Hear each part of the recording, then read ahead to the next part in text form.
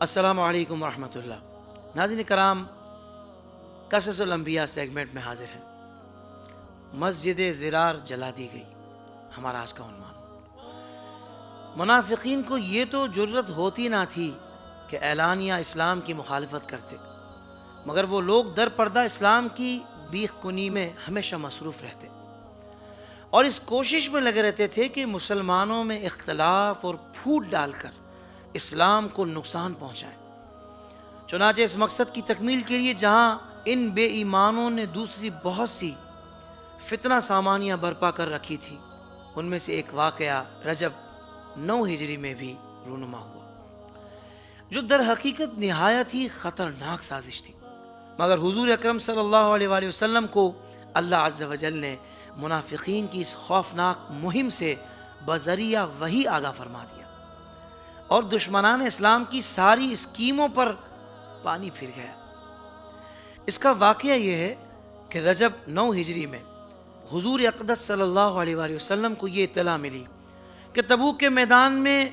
جو مدینہ منورہ سے 14 منزل پر دمشق کے راستے پر واقع ہے، ہرقل شاہ روم مسلمانوں کے مقابلے کے لیے لشکر جمع کر رہا ہے۔ آپ نے عرب میں سخت گرمی اور قحط کے باوجود جہاد کے لیے اعلان فرما دیا۔ مسلمان جوک در جوک شوق جہاد میں مدینہ کے اندر جمع ہونے لگے۔ ابھی نبی اکرم صلی اللہ علیہ وسلم تیاریوں ہی میں مصروف تھے کہ منافقین نے وقت سے فائدہ اٹھاتے ہوئے سوچا کہ مسجد قباء کے مقابلے میں اس ہیلے سے ایک مسجد تیار کریں کہ جو لوگ کسی عذر کی وجہ سے مسجد نبوی میں نہ جا سکیں، وہ لوگ یہاں نماز پڑھ لیا کریں۔ اور منافقوں کا خاص مقصد یہ تھا کہ اس مسجد کو اسلام کی تخریب کاری کے لیے اڈا بنا کر اس میں جمع ہو کر اسلام کے خلاف سازشیں کرتے اور اسکیمیں بناتے رہیں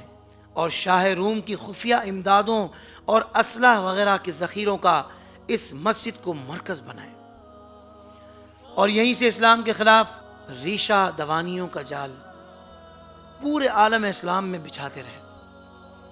یہ سوچ کر منافقین خدمت اقدس میں حاضر ہوئے اور کہنے لگے کہ ہم لوگوں نے ضعیفوں اور کمزوروں کے لیے قریب میں ہی ایک مسجد بنائی ہے، اب ہماری تمنا ہے کہ حضور وہاں چل کر اس میں نماز پڑھ دیں تو وہ مسجد عند اللہ مقبول ہو جائے گی۔ آپ صلی اللہ علیہ وسلم نے فرمایا، اس وقت میں ایک بہت ہی اہم جہاد کے لیے مدینہ سے باہر جا رہا ہوں، واپسی پر دیکھا جائے گا۔ مگر جب آپ بخیریت اور فتح و کامرانی کے ساتھ مدینہ واپس تشریف لائے تو وحی الہی کے ذریعے اس مسجد کی تعمیر کا حقیقی سبب آپ کو معلوم ہو چکا تھا۔ منافقین کی خفیہ اور خطرناک سازش بے نقاب ہو چکی تھی۔ چنانچہ آپ نے مدینہ منورہ پہنچتے ہی سب سے پہلے یہ کام کیا کہ صحابہ کرام علیہم الرضوان کی ایک جماعت کو یہ حکم دے کر وہاں بھیجا کہ وہاں جائیں اور اس مسجد کو آگ لگا کر خاک سیاہ کر دیں۔ چنانچہ اس مسجد کی بنیاد حقیقتاً تقویٰ اور للہیت کی جگہ تفریق بین المسلمین اور تخریب اسلام پر رکھی گئی تھی، اس لیے بلا شبہ وہ اس کی مستحق تھی کہ اس کو جلا کر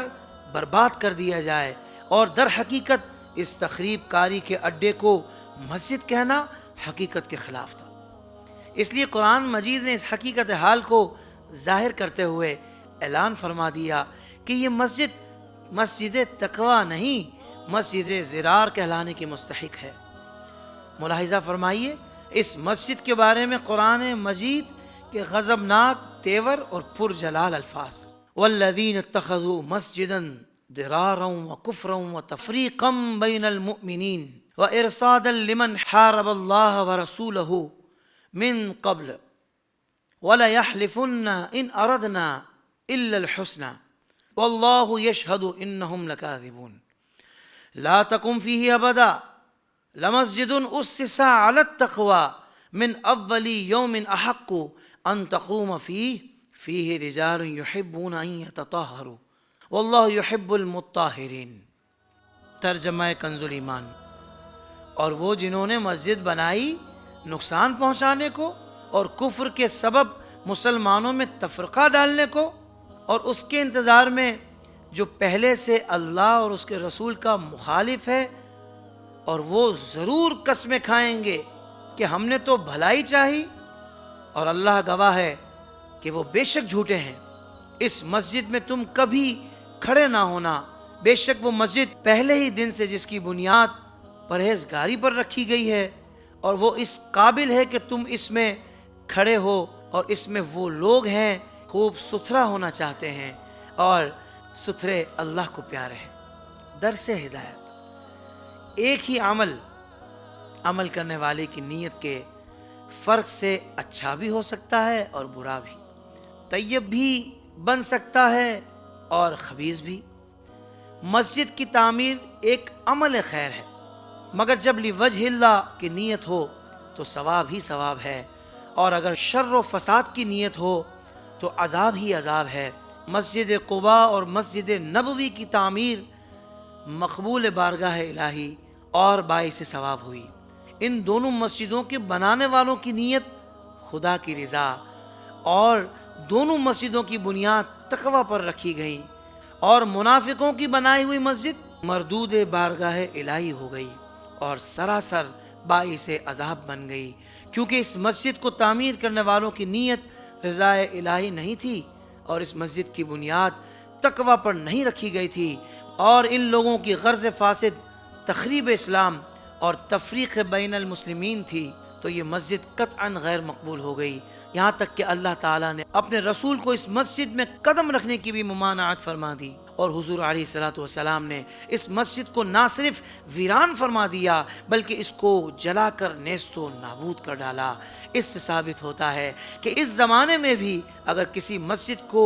گمراہ فرقوں والے اہل حق کے خلاف کمین گاہ اور جاسوسی کا مرکز بنا کر اہل حق کے خلاف فتنہ پردازیاں کرنے لگیں، تو مسلمانوں پر لازم ہے کہ اس مسجد میں نماز کے لیے نہ جائیں بلکہ اس کا بائیکاٹ کر کے اس کو ویران کر دیں، اور ہرگز نہ اس مسجد میں نماز پڑھیں، نہ اس کی تعمیر اور آباد کاری میں کوئی امداد و تعاون کریں، یا پھر تمام مسلمان مل کر گمراہ فرقوں کو اس مسجد سے بے دخل کر دیں اور اس مسجد کو اپنے قبضے میں لے کر گمراہ کا تسلط ختم کر دیں، تاکہ ان لوگوں کے شر و فساد اور فتنہ انگیزیوں سے مسجد ہمیشہ کے لیے پاک ہو جائے۔ واللہ تعالی عالم، وما علینا الا البلاغ۔ سوشل میڈیا پر اسلام کی صحیح تعلیمات جاننے کے لیے ابھی حافظ سائر قادری کا نیا YouTube channel Islamic digital studio subscribe کر لیں، اور ہاں، نوٹیفیکیشن بیل آئیکن کو بھی پریس کر لیں تاکہ ہماری نئی ویڈیوز آپ تک بر وقت پہنچ سکیں۔